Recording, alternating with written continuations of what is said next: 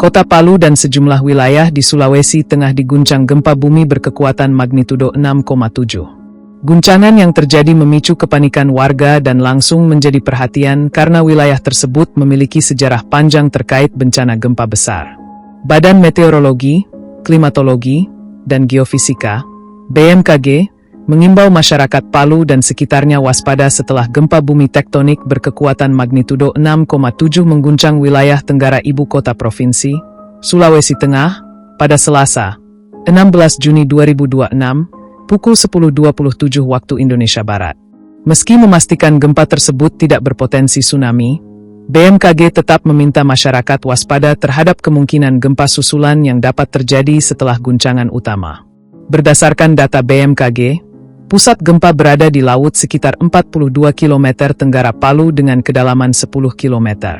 Menurut informasi yang disampaikan BMKG, gempa terjadi dengan kekuatan yang cukup signifikan sehingga getarannya dirasakan di berbagai wilayah sekitar pusat gempa.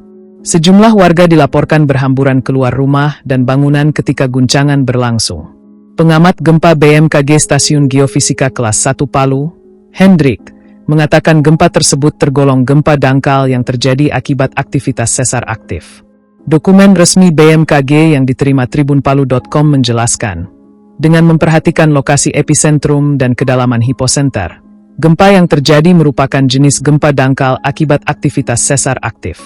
Selain itu, hasil analisis mekanisme sumber menunjukkan bahwa gempa memiliki mekanisme pergerakan turun atau normal fault.